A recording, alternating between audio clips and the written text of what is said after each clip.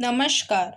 सरस्वती शिक्षा समिति पाली, कक्षा 7, विषय विज्ञान, पाठ 5 अम्ल, क्षार और लवण। हम नया अध्याय पढ़ेंगे जिसका नाम है अम्ल, क्षार और लवण। इसके अंतर्गत अपन पढ़ेंगे अम्ल पदार्थ क्या होते हैं, क्षार पदार्थ क्या होते हैं और लवण क्या होता है। सबसे पहले हम पढ़ेंगे अम्ल। आपने अपने दैनिक जीवन में बहुत सारे पदार्थ चखे होंगे, जैसे शक्कर, नमक, नींबू का रस, अंगूर, फूल सोडा जिसे अपन बेकिंग सोडा भी कहते हैं। तो कुछ स्वाद में खट्टे होते हैं, कुछ खारे होते हैं, कुछ कड़वे भी होते हैं। तो सभी का स्वाद कैसा होता है? अलग अलग होता है। अब अपन स्वाद के आधार पर पता करेंगे कि अम्ल पदार्थ कौन से होते हैं और क्षार पदार्थ कौन से होते हैं। वे पदार्थ जो स्वाद में खट्टे होते हैं अम्ल कहलाते हैं, तथा ऐसे पदार्थों की रासायनिक प्रकृति कैसी होती है? अम्लीय होती है। तो अपन कह सकते हैं कि अम्ल कौन है? तो जो स्वाद में खट्टे होते हैं वो क्या कहलाएंगे? अम्ल कहलाते हैं।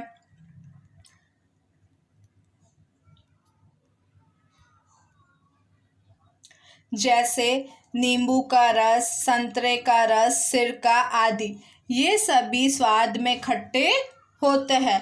तो अम्ल के उदाहरण आपको दिए गए हैं, नींबू का रस, संतरे का रस, सिरका आदि। बहुत सारे खट्टे पदार्थ होते हैं जो कि आपके क्या है? अम्ल है। एसिड शब्द की उत्पत्ति लैटिन शब्द एसियर से हुई है, जिसका अर्थ है खट्टा। एसिड शब्द अम्ल को अंग्रेजी भाषा में कहते हैं। तो अम्ल का अंग्रेजी शब्द क्या है? एसिड। और इस एसिड शब्द की उत्पत्ति लैटिन शब्द एसियर से हुई है, जिसका अर्थ क्या है? खट्टा। इसीलिए अपन एसिड या अम्ल को क्या बोलते हैं?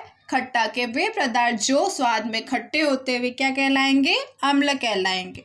आगे अपन पढ़ते हैं क्षार। क्षार क्या होता है? अब अम्ल तो अपन ने पढ़ लिया कि स्वाद में खट्टे होते हैं। अब क्षार स्वाद में कैसे होते हैं? तो वे पदार्थ जो स्वाद में कड़वे होते हैं उन्हें क्या कहते हैं? क्षार। मतलब ऐसे पदार्थ जो स्वाद में कैसे होंगे? कड़वे, उन्हें अपन क्या कहेंगे? क्षार। जैसे बेकिंग सोडा, साबुन आदि। बेकिंग सोडे को जब अपन चखेंगे, फूल सोडे को, तो वो स्वाद में कैसा लगता है? कड़वा। और एक और गुण है क्षार का, क्या? कि वह छूने पर कैसे होते हैं? चिकने। तो साबुन या सर्फ को जब आप छूते हो तो आपको वो कैसा लगता है? चिकना लगता है। तो जो पदार्थ चिकने होते हैं उन्हें हम क्या कहते हैं? क्षार। ये पदार्थ मतलब क्षार पदार्थ छूने पर कैसे होते हैं? चिकने। तथा ऐसे पदार्थों की प्रकृति क्षारकीय या फिर क्षारीय होती है। तो खट्टे पदार्थों की प्रकृति कैसी होती है? अम्लीय होती है। और जो कड़वे या छूने पर चिकने लगते हैं उन पदार्थों की प्रकृति कैसी होती है? तो अपन कह सकते हैं उन पदार्थों की प्रकृति क्षारीय होती है।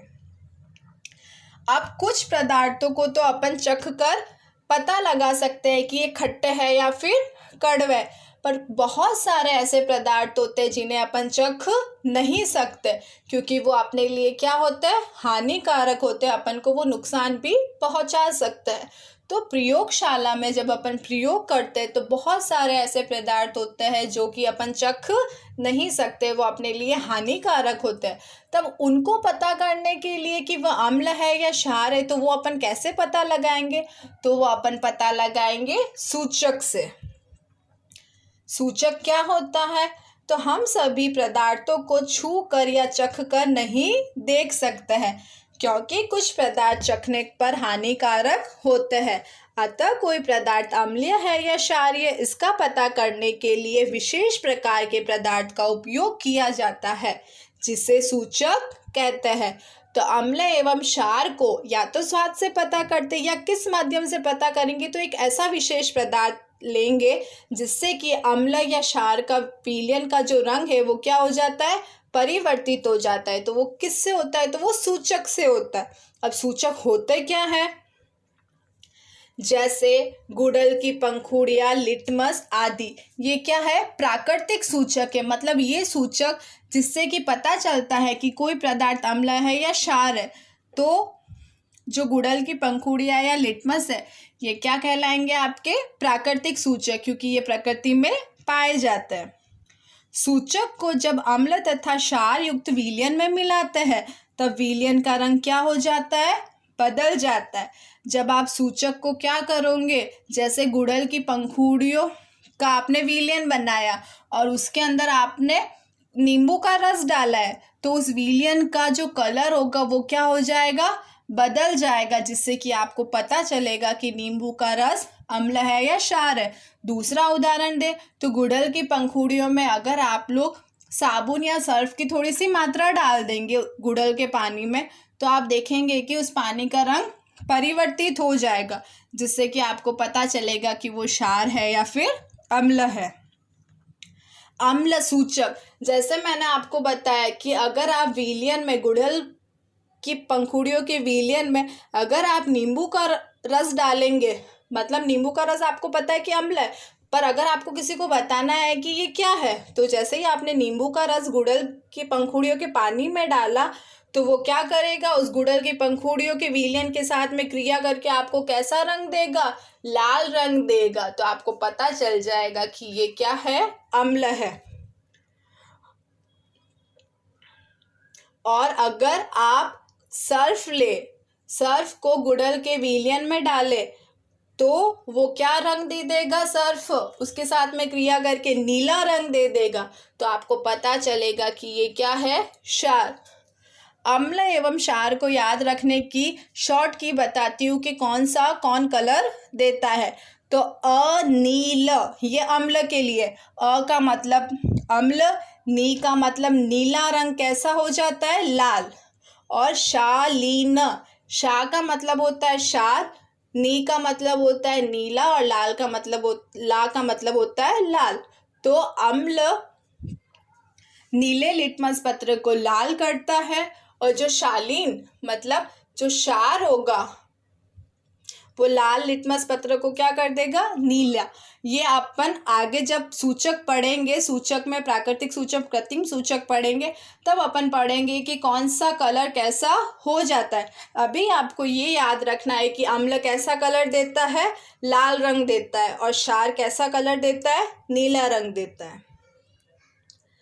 आगे कुछ अम्ल के नाम दिए गए हैं, किस में पाया जाता है? एसिटिक अम्ल सिरके में, फॉर्मिक अम्ल चींटी के डंक में, साइट्रिक अम्ल संतरा नींबू, लैक्टिक अम्ल दही में, ऑक्जेलिक अम्ल पालक में, एस्कार्बिक अम्ल आंवला सिट्रस फल आदि में, और टार्टरिक अम्ल इमली अंगूर कच्चे आम आदि। ये सभी अम्ल क्या है? प्राकृतिक है, क्योंकि ये सब प्रकृति में पाए जाते हैं। फिर कुछ क्षार है, तो कैल्शियम हाइड्रोक्साइड चूने का पानी, अमोनियम हाइड्रोक्साइड खिड़की के कांच आदि साफ करने के लिए, जो भी अपमार्जक, जो भी आज के टाइम में लिक्विड आता है साफ करने के लिए, उसमें कुछ मात्रा में अमोनियम हाइड्रोक्साइड होता है। सोडियम हाइड्रोक्साइड या पोटेशियम हाइड्रोक्साइड तो ये साबुन में पाया जाता है। Magnesium hydroxide milk of magnesium, जब उदर में पेट में अम्ल की मात्रा बढ़ जाती है तो डॉक्टर अपन को क्षार लेने को, कौन सा है क्षार? मिल्क ऑफ मैग्नीशिया लेने के लिए कहता है। तो क्षार अम्ल के साथ में क्रिया करके जो अम्ल की मात्रा है उसको क्या कर देता है? कम कर देता है। इसके अलावा कुछ अतिरिक्त प्रश्न दिए गए हैं, ये प्रश्न आपको करने हैं।